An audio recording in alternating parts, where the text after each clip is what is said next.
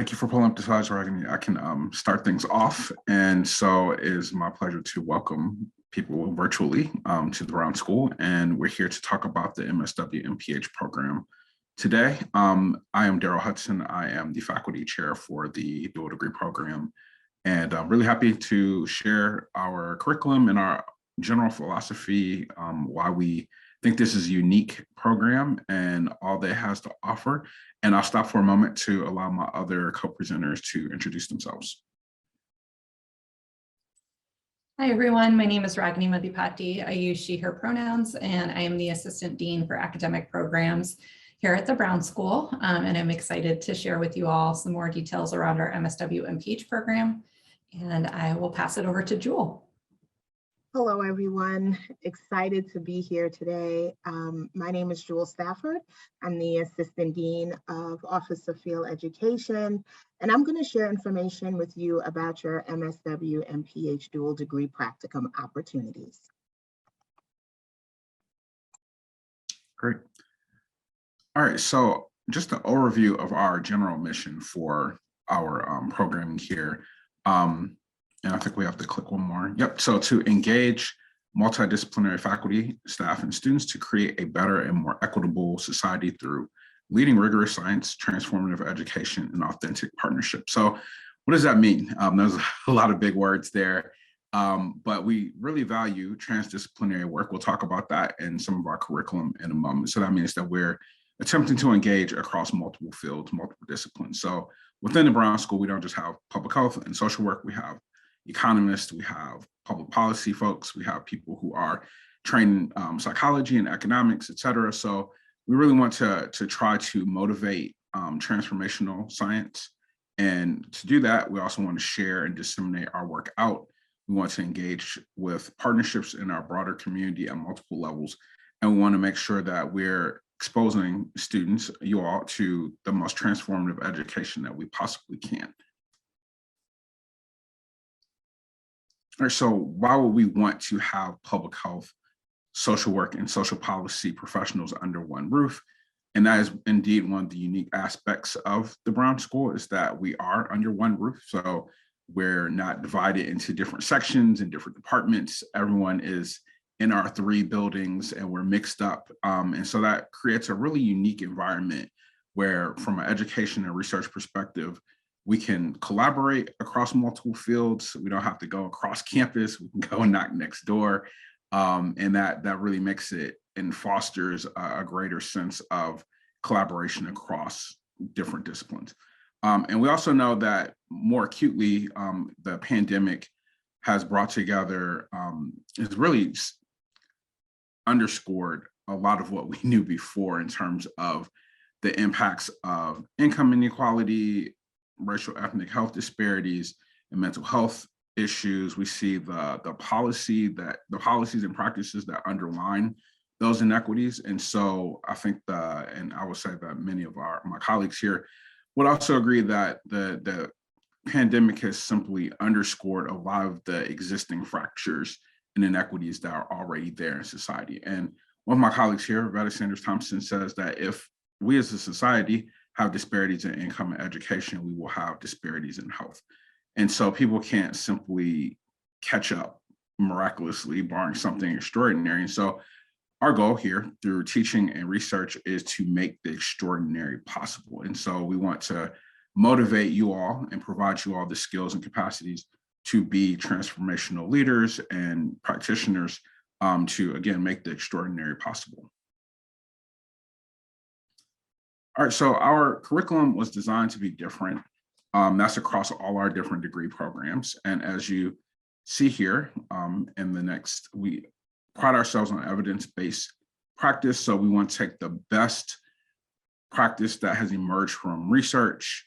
It takes a long process, a lot of time and rigor to get to a quote unquote evidence-based practice. So once we arrive at that, we want to make sure that our graduates are steeped in evidence-based practice. And we also make sure that our faculty and our practice staff are also thinking about evidence-based practice as well.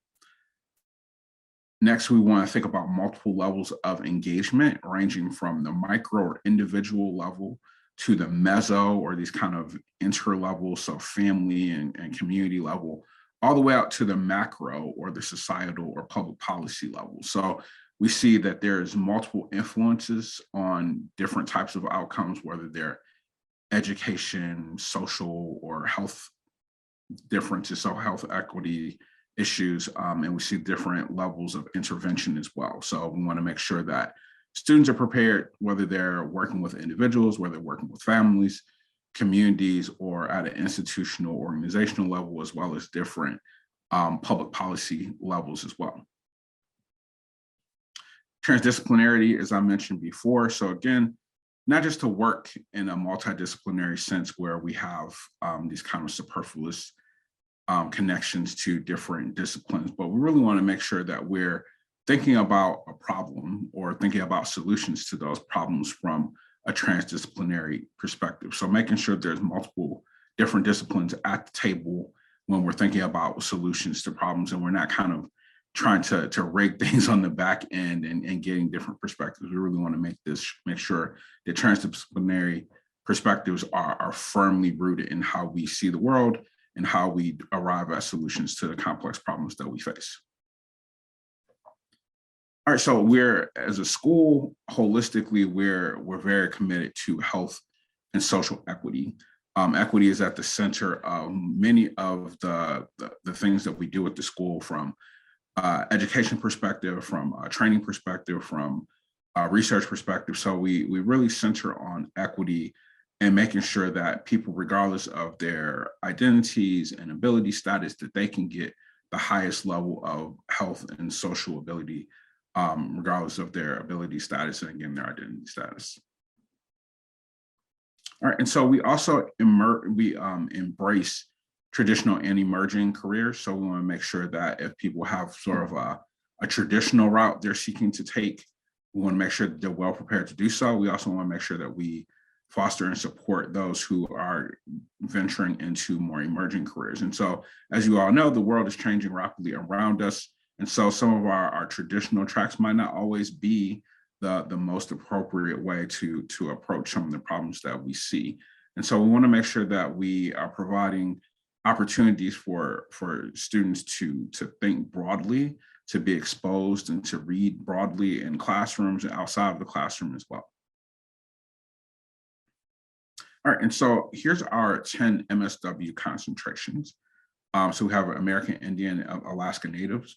We have the Children, Youth, and Families concentration, health and mental health concentrations, older adults and aging societies, social and economic development, both from a domestic and an international lens.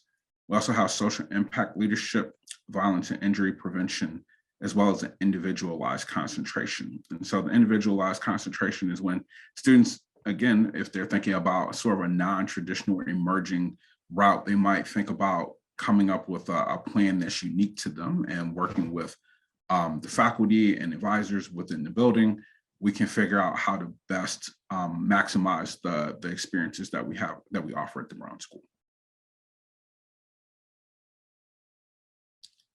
All right, and we also have STEM designated MPH specializations. So specializations are kind of the equivalent of concentrations on the MPH side. The generalist degree, which is for dual degree students, is probably the most likely specialization for dual degree students. But we also have specializations in epidemiology and biostatistics, global health, health policy analysis, mental and behavioral health, which is our newest specialization on the MPH side, and urban design. And so again, these are our specializations that give you a little bit more depth in some of these areas, say epidemiology or global health or mental and behavioral health. Now, again, if you're in the generalist track, it's not a deficit at all. Those students get exposed to a great deal of content across these other specializations as well. We have foundations curriculum that we'll talk about in just a moment to make sure that students are well prepared no matter what their pathway might be. All right, I think I'll hand it off to Ragini now. Thanks, Darrell. So this is just a glance at what the cost of attendance is for the dual degree program, including our individual programs here at the Brown School. And so our MSW tuition is, as you can see on the slide, $22,850 per semester. And the MPH tuition is $20,295 per semester. So students are assessed the tuition rate based on the program that they are primed to in the given semester. So we'll get into what we mean by primed in a few slides here. But this equates to 3 semesters of MSW tuition and 3 semesters of MPH tuition for most students. It may look different for students with an MSW advanced standing status. And then student health insurance is also part of your overall annual costs. And the amount shown reflects the 2021-2022 health insurance rate, which is why you see the asterisks here on the slide. And we'll be sure to update this as soon as we have those updated numbers. And then domestic students have the option to waive out of the graduate student health insurance enrollment, but international students are required to enroll. The health and wellness fee and the student activities fee are also charged on an annual basis. And so all this to say, if you have specific questions about your unique financial situation, we invite you to sign up for a time to speak with our Assistant Director of Financial Aid, Dominique Sanhydrick, during the Financial Services office hours. And those are being held this Friday from 9 a.m. to 12 p.m. Central Time. If that time frame doesn't work for your schedule, please reach out to the Office of Admissions and they can assist you with scheduling an appointment to speak with Dom. And then there are also resources available to you in the admitted students resources as well. So now switching gears to diving a little bit deeper into our overall curriculum. In year 1 of the dual degree MSW MPH program, students enter what we call their MSW foundation year, which is where rightfully so, you'll focus on your MSW foundation level curriculum, including your MSW foundation practicum. And then looking at your year 2, this is what we term your MPH year. And so similar to your first year and your second year, you'll focus more on the public health foundation curriculum. And then this will include, since you will now have both your foundation level coursework in social work and public health, that this primes you for your what we call a dual degree practicum, which Jewel will go into in just a little bit. But this is your MSW MPH practicum that you'll complete in the summer after you complete your foundation coursework for both programs. And then in your final year, students will take a mix of their more specialized MSW and MPH coursework, and that includes your MSW concentrations specific practicum as well. And so just one note here for students that are completing program requirements in the summer, there might be a combination of both practicum and courses. And so those summer course offerings may vary depending on the program. So if you're deciding to do more MSW facing coursework or MPH coursework in that summer. There are a total number of required credits for the dual degree practicum, program, and that is a total of 85 credit hours. And so when we break that down, that is for the MSW program that you'll complete 33 credits that include 2 types of practicum. For the MPH program, there will be 34 credits, and that includes 1 practicum. So as we said on the previous slide, this is a practicum that covers both your MSW and your MPH competencies, but it fulfills the MPH practicum requirement. And then since it is a dual degree program and you're integrating both of those curriculum, there are 18 credits that are counted towards both degrees. And so I'm going to dive into a little bit more detail here now. So this is a basic schematic of the first year of the dual degree program. So again, students are going to focus on their foundation level coursework, which includes research methods with a statistical application, human behavior, social justice and human diversity, social, economic, and political environment, which we like to call SEPI, social welfare policies and services. And then there are 2 foundational practice-based courses that orient students to practice with individuals, families, and groups, which we like to call Practice 1, and then practice with organizations and communities, which we like to call Practice 2. And then also you will start your foundation practicum and also take your integrative seminar course in your second semester of your first year. So looking into year 2, which we dubbed the foundation level MPH coursework, this is where you're going to engage in those courses, which include both theory and methods-based courses. So you can see here, epidemiology and biostatistics, health behavior and health promotion, environmental health, and then lastly, health administration and policy. And so that's what makes up, those 5 courses make up what we call the foundation sequence for public health. Additional courses that you'll take in year 2 include an opportunity to be in a classroom with your entire cohort. So that's including first year MPH students and your dual degree peers. And this is a course that we call cross-cutting themes. So really being able to understand themes across public health and being able to engage with your entire cohort. And then your public health seminar course is where you kind of get to dive deeper into those topics with a smaller group of your peers. And then lastly, students will complete again, those 3 credits of dual practicum in the summer. And then for your final year, as we go into year 3, this is the more specialized MSW and MPH coursework. So for the MSW program, that includes 2 practice methods courses in your 3rd year. You may also take a practice methods course in your 2nd year while you are working on public health coursework. You will also take public health coursework in your 3rd year that include 2 transdisciplinary problem solving courses that Darrell mentioned. There's an additional course that you'll take called Applied Linear Modeling, which expands beyond biostatistics. And then lastly, you'll take 2 courses that are related to your MPH capstone course in your 3rd year. And we'll go into a little bit more detail about those end of program classes in just a little bit. And then lastly, of course, because there's the MSW MPH equivalent coursework, this includes evaluation and policy courses. And then lastly, students will take what we call skill labs. And these are courses that provide students with opportunities to dive deeply into a specific topic and take away a specific skill. And our dual degree students take skill labs that focus on leadership and management. So these could include areas around managing teams and people, or even program and project management. And then lastly, again, practicum. So there's students will complete 2 credits of MSW concentration practicum, typically in their final year in the program.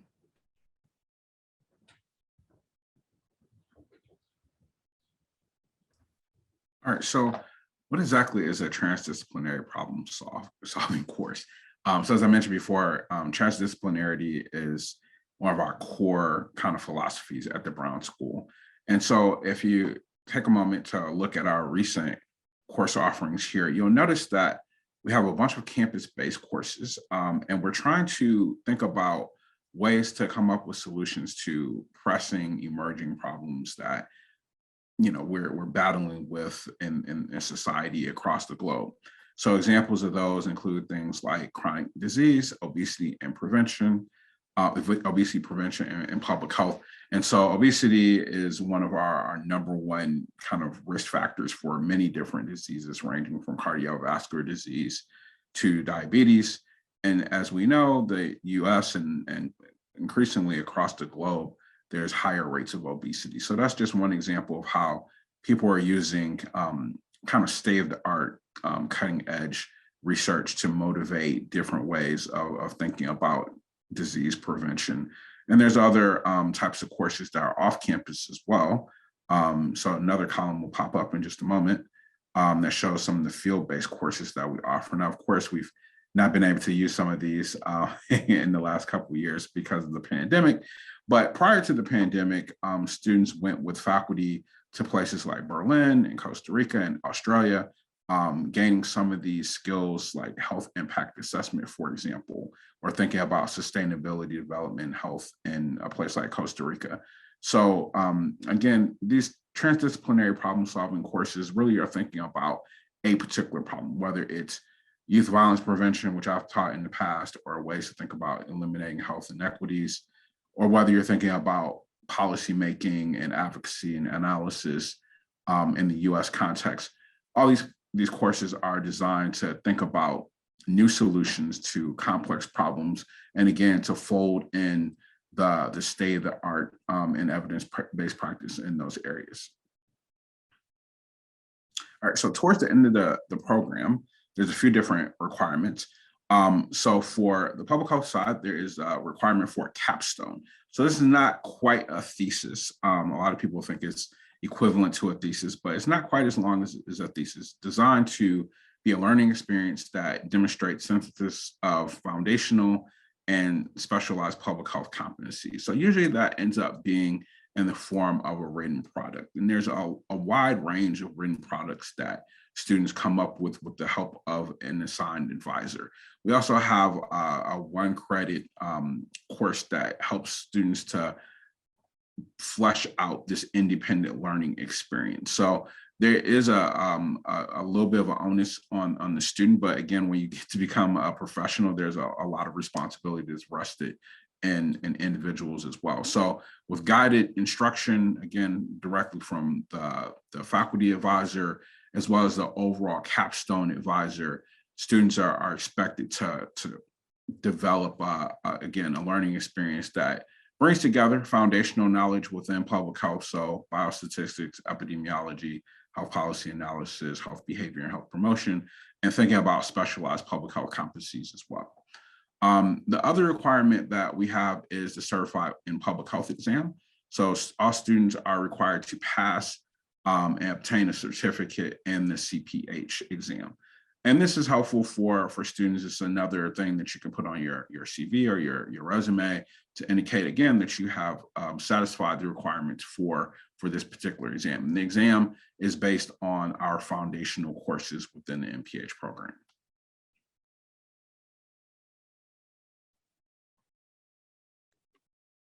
Hello, everyone. Now we get to talk a little bit about why field education is an essential piece of your preparation for both social work and public health practice.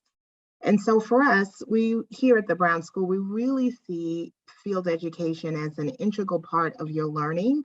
It's where you bridge the gap between both your social work and your public health theories, frameworks, and things that you've been learning in the classroom. And you really get to bridge that into the application phase. And so we really see field as this linchpin between theory and practice. So what distinguishes field education experiences with us versus other schools? So here at the Brown School, as Dr. Darrell Hudson has talked about and Professor Maddipati has just illustrated, we take on a evidence-based approach. We definitely think strongly about integrating transdisciplinary practice, but more importantly, we really want to make sure that students have agency and autonomy over their practicum experiences. So this is where we want you to align your career skills, your career goals, the things that you want to do and place on your resume through your actual lens. And so students here will select their own practicum sites. We will work with you though. So we really believe in the sort of Home Depot motto, you can do it, but we can help. And so you'll have advisory support from all of the field faculty members. We have special curated hours where we meet with you. We hold walk-in hours. We have field advising opportunities where you can get them on Simplicity each week. We also send out information. We have our sites coming here for recruiting events. And so we're really here to work with you to achieve what you want to achieve in terms of your career goals and how you'd like to bridge the gap between what you're learning in your classes and what you're learning in the field. We also have a strong alignment with curriculum. So what you may also see here at the Brown School is that some of our classes are co-requisites with your practicum experiences. And so practice 2 that we affectionately call, but that is our social work practice with communities and organizations, that is a co-requisite with practicum. And we also have public health seminar that also talks about ways in which to operationalize your public health competencies. And so we really believe in a strong alignment with your curriculum, the competencies, and your learning in the community with our community partners. So what will I do during practicum? This is a great question. And we can sum it up into, it is a competency-based approach. So we want to make sure that you are engaging with community partners, you're engaging with individuals, families, groups, and organizations. You're developing and working to examine some of the latest and cutting edge interventions and tools and resources. But we also want to make sure that you're engaged in data analysis, if that's what you want to do, or data collection, if that's what you want to do, or thinking about some of the theoretical frameworks that you've been able to see in your class and make that come alive, right? How do you make data analysis come alive and make it real? And so those are some of the things that we will be able to help you do during your practicum experiences. But more importantly, you'll be working with some of our unique agencies that we have. So you'll be working in hospital settings or with some of our nonprofits. You'll be working with our aldermen. You'll be working sometimes in Jefferson City, which is where a lot of our policy making takes place. And so we have a variety of things that you can do to meet your competencies and to really build on your resume. But we also have a lot of research-based centers here that will allow you to work with some of our faculty as part of your practical experiences as well. Where will I complete my MSW Foundation practicum? Great question.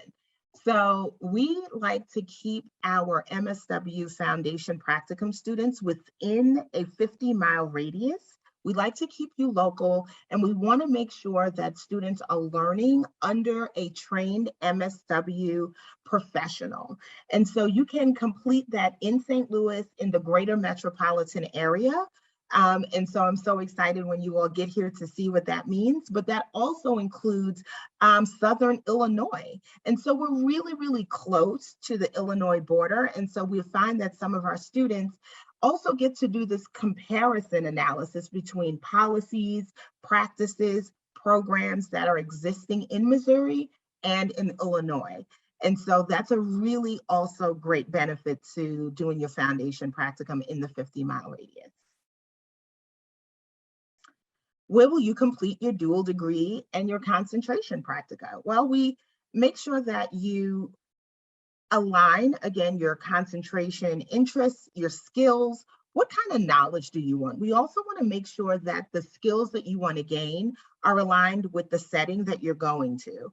And that can depend on where you are locally. That can also be nationally. And as things shift in our global pandemic world, global opportunities for students with global interests are also becoming more widely available. And so we work with you to align, again, your goals, your skills, your knowledge. One of the things that we talked a little bit about was health promotion and health behavior. And so in a social work setting, you may be thinking more about the person and environment, but in a public health perspective, you may be thinking more of the social determinants of health.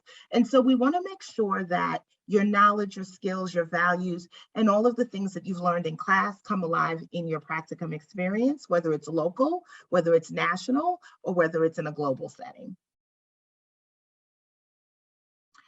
When you complete your practicum really depends on a lot of different things, but we have some flexibility and you will work with our field faculty member.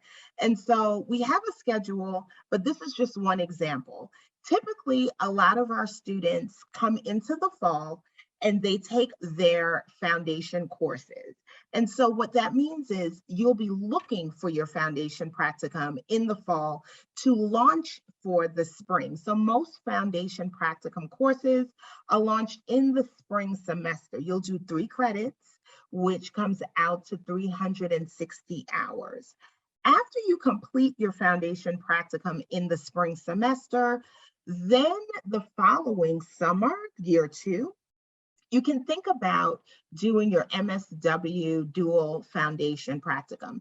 Now, what's really important between your year 1 and your year 2 summer is we really want to make sure that the same way in the fall, you buffered your spring semester, Between your MSW foundation practicum and your dual practicum, we want to make sure you have a year of your MPH foundational courses so you're prepared to go into your year 2 summer dual practicum. And then after you've completed your dual practicum, another way to think about this is that you'll have 2 credits that you will do for your MSW concentration practicum. So Darrell went through a list of your concentration practicum, and I think he also talked about some of those field-based courses. This is a great way to think about how to end things well in your year 3 in the fall or the spring with 2 credits of your concentration practicum for 240 hours. Again, each step along the way, we are there to help you, and you will have a board of directors. So think of all of the people that you see on the screen as your board of directors. We're here to help support your process. And so to get you started, we have a 3-hour one-time course that is called Foundations of Fields, and it's taught by a field faculty member. You have a Canvas page that will be filled with resources, and you have access to those resources during your entire time here at the Brown School. And then you also have the Office of Field Education team of field faculty advisors. We have one-on-one appointments. We have field advisors of the day. We have workshops. We have programming. We invite people into the campus to get to know you during our recruiting events. And so we have a number of ways to engage with you so that you can locate, secure, and select the most appropriate practicum placement for your career goals or your educational alignment. Thank you so much, Jewel. That was such a great overview of the field experience and the different ways you can engage with field ed at the Brown School. And so just wanted to make a quick note about our pandemic protocols. So what's coming up and where we've been. And so in our academic year 2022-2023, we are aiming to have our predominant course format to be in person, and this will be guided by public health and university protocols. And we do know that with the pandemic, things have shifted. And so we will continue to keep an eye on those protocols and update students as we have information. Advising and faculty office hours may continue to be held virtually, but we recognize as well the importance of in-person interactions. So we always encourage students to speak with their advisors and their faculty members to see if in-person office hours are a possibility. And then practicum placements may be in-person, remote, or hybrid. And similarly, as things change and shift, these opportunities also might change and shift, but to continue to be in contact with the Office of Field Education as well.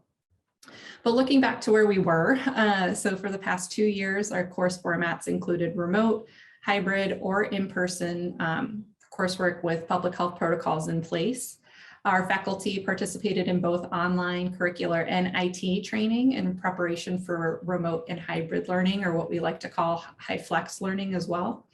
And then most of our practicums during the pandemic were completed remotely. There were also a handful of sites that were willing to have students be in person. And so we worked with both the sites, the students, and the Brown School to ensure that we had proper public health protocols in place as well.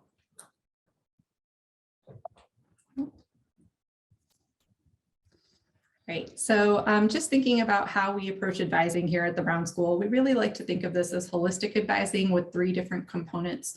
And so first is your academic advisor. This is the individual that you'll work with at the Brown School who will make sure that you will get to graduation. So they're going to ensure you register for your classes that you need. And then they are also well-versed on academic support resources. So if there's additional support that you need inside and outside the classroom, they'll make sure to connect you with those resources either at the Brown School, at WashU, or even community partners as well.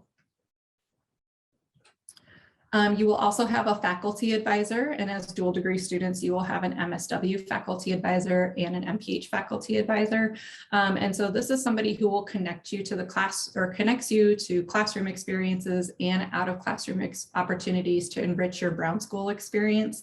As Darrell previously mentioned, as a part of your capstone for your MPH project, for example, your MPH faculty advisor would be the individual who helps kind of guide you through that process and can help you think through your projects and the resources available to you.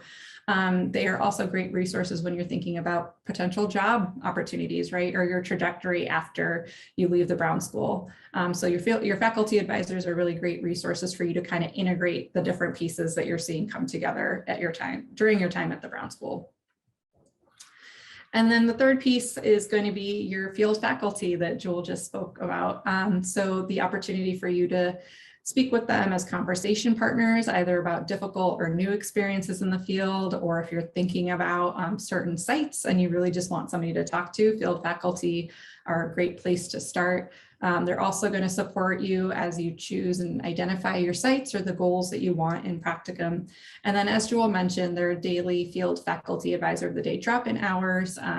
Currently there's remote and in-person options. And so continuing to reach out to field ed as you pursue your field education curriculum here at the Brown School. All right, so with that, questions?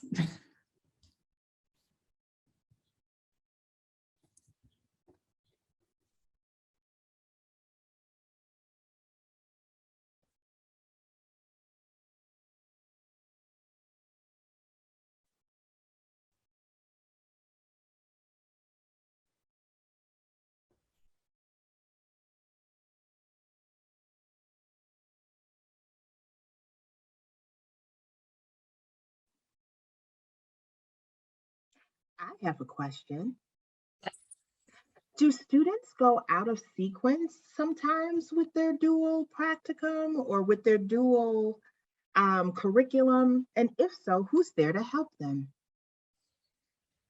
That's a great question, Jewel.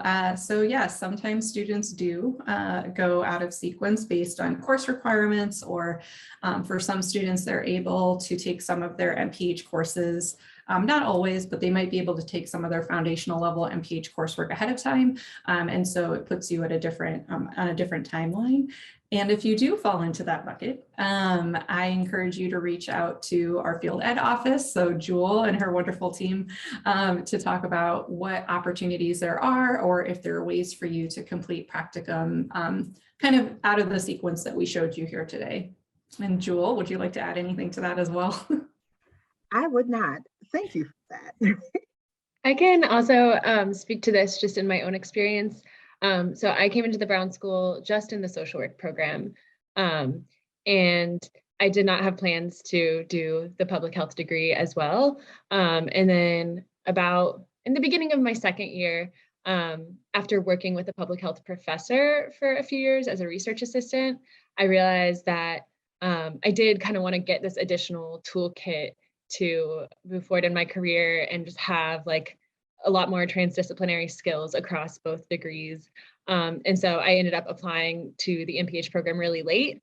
But I had taken a few like transdisciplinary problem solving courses and other MPH electives. So I am able to finish it in 3 years plus an additional summer. I'll be graduating in August. But it was a bit out of sequence because I've been doing pretty much all of my foundation and capstone and everything this last third year.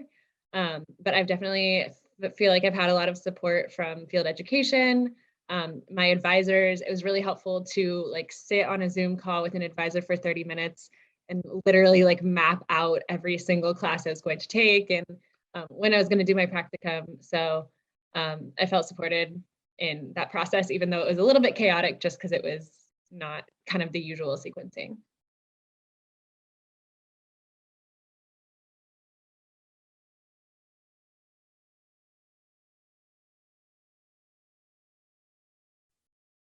Thank you, Allie. Thank you so much for sharing that student experience. I think that's so important.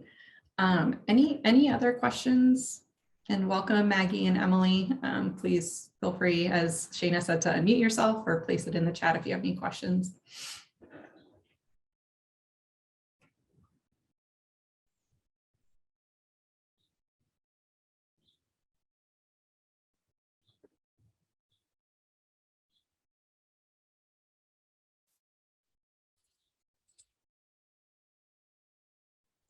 I have a quick question.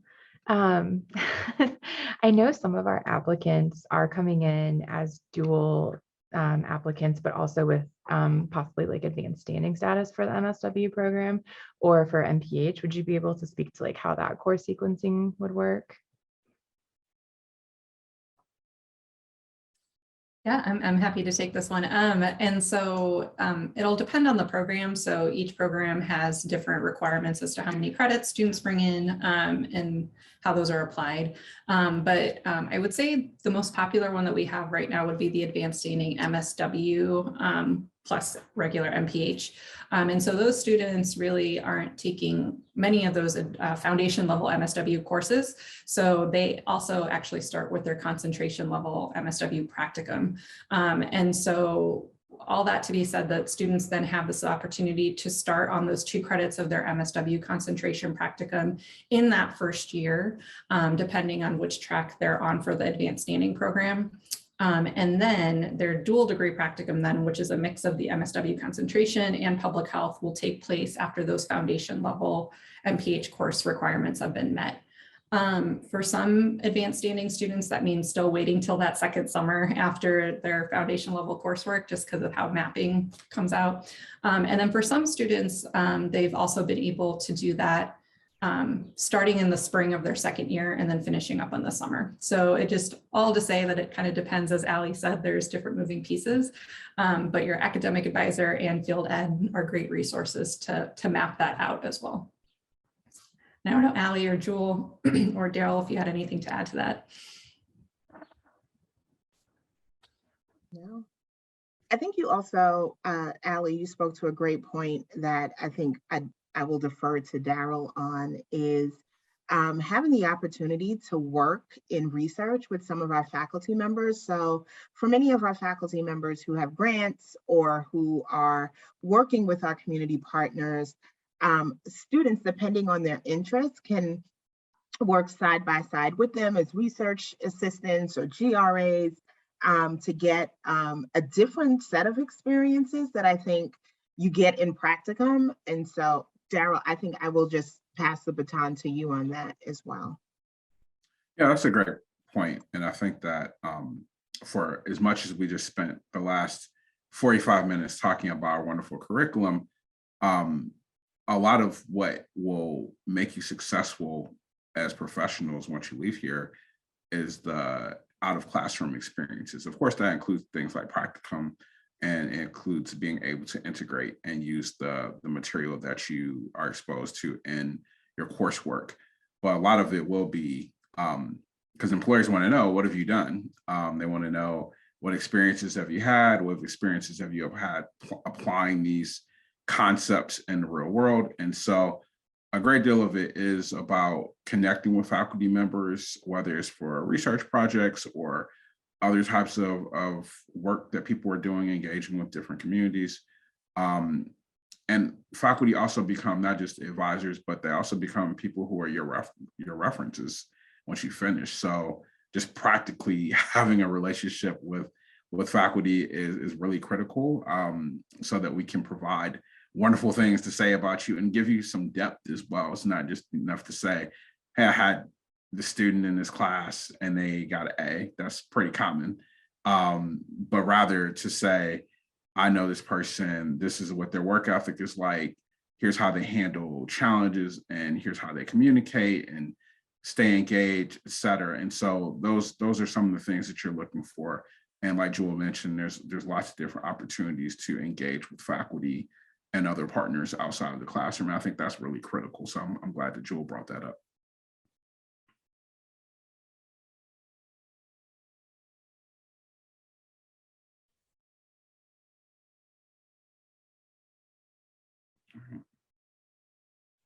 Yes, I will go ahead and just share really quick, and then I think Shayna and Maki are going to lead us into the next part of today. All right, so just a quick thank you, everyone.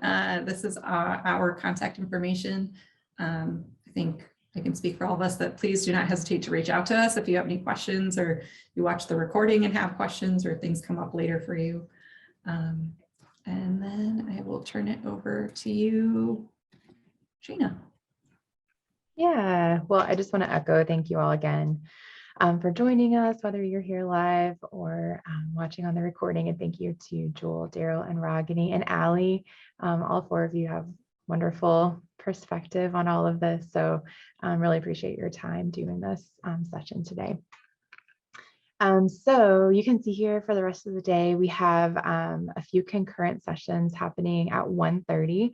All of the Zoom links for these, you don't have to be specifically registered. All the Zoom links are on our website under the Admitted Students Week part of our website. So we have 3 really good ones about self-care, and then about preparing social work students to respond to individuals experiencing suicidal behavior. And then our 3rd session is about issues with the housing crisis. So 3 really good options. Hope you guys can join us for one of those. And then later tonight, we have at 6 o'clock office hours with student ambassadors like Allie, who are working in our office. And then at 7 o'clock tonight, we have the MSP curriculum and field education overview. So we'd love to have you for any of that later on tonight. I think that's it. So I'll just, unless anyone has anything else to say, I'll just thank you all again for joining us, and we will see you later today or later this week for some more sessions.